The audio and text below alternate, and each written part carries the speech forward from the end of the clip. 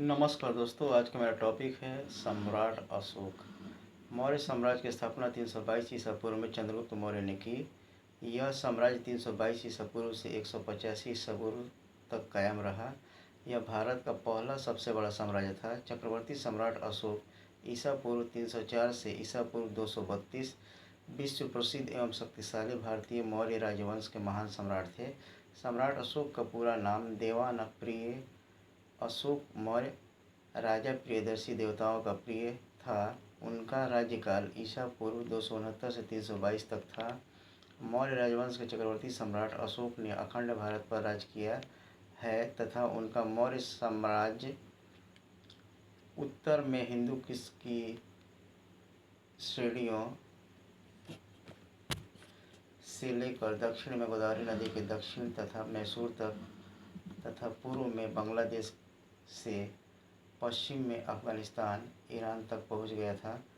अशोक का साम्राज्य आज का संपूर्ण भारत, पाकिस्तान, अफगानिस्तान, नेपाल, बांग्लादेश, भूटान, म्यांमार के अधिकांश भूभाग पर था।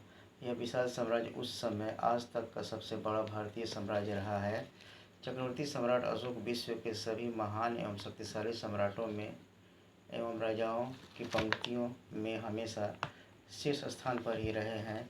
अशोक ही भारत के सबसे शक्तिशाली एवं महान सम्राट हैं। अशोक को चक्रवर्ती सम्राट अशोक कहा जाता है, जिसका अर्थ है सम्राटों का सम्राट, और यह स्थान भारत में केवल अशोक को मिला है। अशोक को अपने विस्तृत साम्राज्य में बेहतर कुशल प्रशासन तथा बौद्ध धर्म के प्रचार के लिए भी जाना जाता है। सम्राट अशोक ने एशिया तथा अन्य स्थानों पर बौद्ध धर्म का प्रचार किया। सम्राट अशोक के स्तंभ एवं शिलालेख आज भी भारत के कई स्थानों पर दिखाई देते हैं। इसलिए सम्राट अशोक की ऐतिहासिक जानकारी अन्य किसी भी सम्राट या राजा से बहुत व्यापक रूप में मिल जाती है। सम्राट अशोक प्रेम, सहिष्णुता, सत्य, अहिंसा एवं शाकाहारी जीवन प्रणाली के सच्चे समर्थक थे।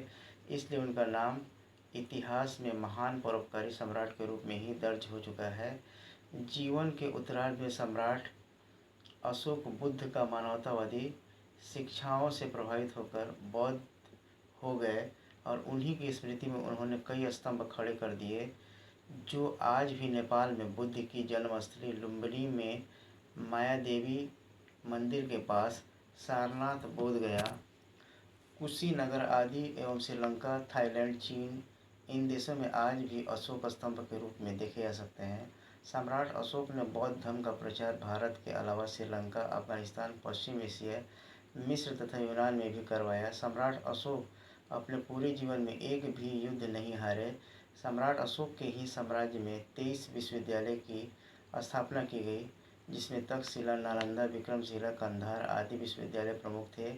इन्हीं विश्वविद्यालयों में विदेश से कई छात्र शिक्षा पाने भारत आया करते थे। ये विश्वविद्यालय उस समय के उत्कृष्ट विश्वविद्यालय थे। शिलालेख शुरू करने वाले पहले शासक अशोक ही थे। थैंक्स।